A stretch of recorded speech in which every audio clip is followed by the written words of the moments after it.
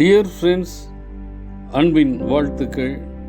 ஆண்டவரும் இரட்சகருமாகிய இயேசு கிறிஸ்துவின் இனிய நாமத்திலே உங்களை வாழ்த்துகிறேன். இன்றைக்கு நம்மை குறித்த விமர்சனங்களை எப்படி நாம் எதிர்கொள்கிறோம், எப்படி எதிர்கொள்ள வேண்டும் என்பதற்கு ஆண்டவராகிய இயேசு கிறிஸ்து சிறந்த மாதிரியாக இருக்கிறார் என்பதை கற்றுக்கொள்கிறோம். அதற்கு ஆதாரமாக யோவான் 7ஆம் அதிகாரத்தின் சில பகுதிகளை நாம் வாசிக்கும் பொழுது, மாறி மாறி வருகின்ற விமர்சனங்களுக்கு ஆண்டவர் மிக தெளிவான பதிலையும் கொடுக்கிறார். அதே நேரத்தில் அவர் மாறாதவராயிருக்கிறார். தன்னை குறித்து பாசிட்டிவாகவோ நெகட்டிவாகவோ விமர்சிக்கும் பொழுது எந்தவித சலனமும் அடையாதபடி தான் வந்ததின் நோக்கத்தை மட்டும் உறுதிப்படுத்தி கொண்டே இருக்கின்ற ஆண்டவராக இயேசு கிறிஸ்து இன்றைக்கு நமக்கு மாதிரியாக இருக்கிறார். யோவான் 7ஆம் அதிகாரம் 12வது வசனத்திலே, ஜனங்களுக்குள்ளே இயேசுவை குறித்து முறுமுறுப்பு உண்டாயிற்று. சிலர் அவர் நல்லவர் என்றார்கள், வேறு சிலர் அப்படியல்ல, அவன் ஜனங்களை வஞ்சிக்கிறவன் என்று சொல்லிக் கொண்டார்கள். ஆனாலும் தன்னுடைய போதகத்தை ஆண்டவராக இயேசு கிறிஸ்து நிறுத்தவில்லை. அவர் என்ன சொல்றாரு? என் உபதேசம் என்னுடையது கிடையாது, என்னை அனுப்பினருடையது. நான் சுயமாய் ஒன்றும் பேசவே இல்லை. சுயமாய் பேசுகிறவன் தன்னை மகிமைப்படுத்துவான், என்னை மகிமைப்படுத்த நான் வரவில்லை. என்னை அனுப்பின பிதாவை மகிமைப்படுத்த வந்திருக்கிறேன்.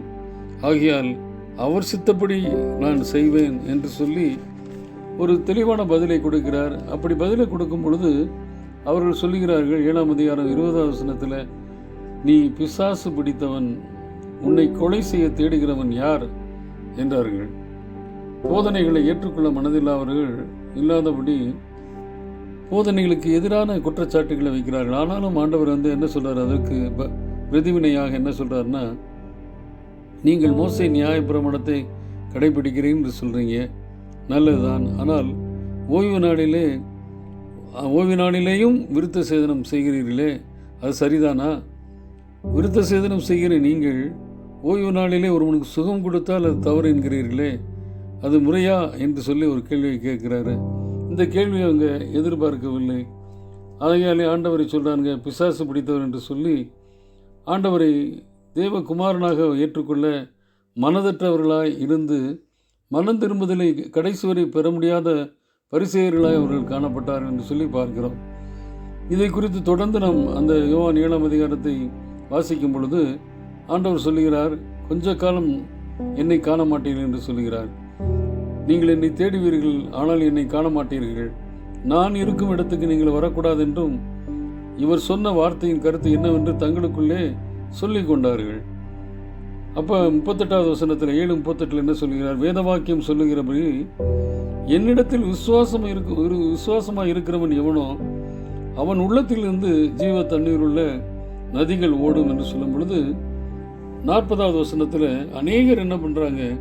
அவருடைய வார்த்தையை கேட்ட பொழுது மெய்யாகவே இவர் தீர்க்கதரிசியானவர் என்கிறார்கள். ஆனால் சிலர் என்ன சொல்றாங்க? இவர் கிறிஸ்து என்கிறார்கள். வேறு சிலர் கிறிஸ்து கலிலேயாவிலிருந்து வருவார், இவர் கலிலேயாவிலிருந்து வந்திருக்கிறாரு, தாவீதின் சந்ததியிலும் தாவீதின் இருந்த பெத்லகேம் ஊரிலிருந்துலாம் வருவார், வேத வாக்கியங்கள் சொல்லவில்லையான்னு கேட்கும் பொழுது அங்கே உள்ள விமர்சனம் பண்ணவர்களுக்கே உள்ள இடையிலேயே பிரிவினை உண்டாயிட்டுன்னு சொல்லி வாசிக்கிறோம். அப்போ அவரை பிடிக்க மனதாக இருந்த காவலர்கள் என்ன சொல்கிறாங்க? அவர் மேலே கை போடவில்லை. ஏன்னா அந்த உபதேசம், அவர் ஆற்றின உபதேசம் அவங்களுக்குள்ளே மனதுக்குள்ளே மனம் திரும்புதல் உண்டாகிருச்சு. ஆனால் பரிசேயருக்கு மனம் திரும்புதல் தேவையில்லை என்கிற நிச்சயத்தோடு வாழ்ந்ததினாலே கிறிஸ்து தருகின்ற மனம் திரும்புதல் என்கிற மிகப்பெரிய அதிசயத்தை அவர்கள் அனுபவிக்க முடியாமல் போய்விட்டது. அப்போ அவங்க கேட்குறாங்க, காவலர்களை பிடிச்சிட்டு வாங்கன்னு சொல்லி ஆர்டர் போட்டு காவலர்களை அனுப்புகிறாங்க. அவருக்கு வெறுமனே வர்றாங்க, இயேசுவை பிடிக்காமல் வர்றாங்க. ஏன் அவரை பிடிச்சிட்டு வரலன்னு சொல்லி கேட்கும் பொழுது சேவகர் பிரதியுத்தரமாக, அந்த மனுஷன் பேசுகிறது போல ஒருவனும் ஒரு காலும் பேசினதில்லை என்று அருமையான ஒரு விமர்சனத்தை வைக்கிறாங்க. இப்போ பரிசேயர் இருக்கிறாங்க, நீங்களும் வஞ்சிக்கப்பட்டீர்களோ? இன்றைக்கு போதனைக்கு கீழ்ப்படிவது வஞ்சனையாக போயிடுது. போதனைக்கு கீழ்ப்படியலைன்னா நல்லவர்களாக மாறிடுறாங்க.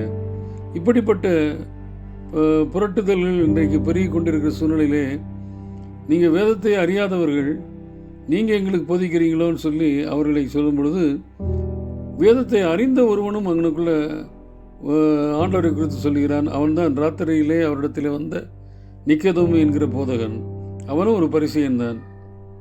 அவர் சொன்னார் 7:51, யோவான் 7:51, ஒரு மனுஷன் சொல்வதை கேட்டு அவன் செய்களை அறிகிறதற்கு முன்னே அவனை ஆக்கினைக்கு உட்படுத்தலாம் என்று நம்முடைய நியாயப்பிரமாணம் சொல்லுகிறதா அப்படின்னு கேட்கும் பொழுது, நீரும் கலிலேயனோ, கலிலேயிலிருந்து ஒரு தீர்க்கதரிசியும் எழும்புகிறதில்லை என்பதை ஆராய்ந்து பாரும் என்று சொல்லி தங்களுடைய குறுகிய மூளையை கொண்டு அறிவை கொண்டு இயேசு கிறிஸ்து மேசியா என்பதை மறுக்கிறார்கள். தவறான விமர்சனங்களை வைக்கிறார்கள். இன்றைக்கும் கூட கிறிஸ்துவை அறிய முடியாதபடி இருக்கிறவர்கள் கிறிஸ்துவை உண்மையாய் பின்பற்றுவர்களை குறித்து தவறான விமர்சனங்கள் வைக்கும் பொழுது, கிறிஸ்து அதை எப்படி சகித்தாரோ அதே போல சகிக்க நாம் அழைக்கப்படுகிறோம். அப்போ இயேசு கிறிஸ்துவை அறிவதற்கு நான் என்ன செய்ய வேண்டும்? பரிசுத்த ஆவியானவர் நமக்குள்ளே ஊற்றப்படும் பொழுது இயேசு கிறிஸ்துவை நாம் அறிந்து கொள்ள முடியும். அதனால் இன்றைக்கு ஆண்டவருடைய பாதத்தில் அமர்ந்திருந்து தூய ஆவியானவரே வாரும் என்று சொல்லி பரிசுத்த ஆவியான நிறைவை பெற்றுக்கொள்வோம்.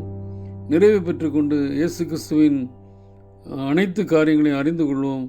அதன்படி நடப்போம். கர்த்தர் தாமே நமக்கு அப்படிப்பட்ட மகிமையின் வழியில் நடப்பதற்கு கிருபை செய்வாராக. ஆமேன்.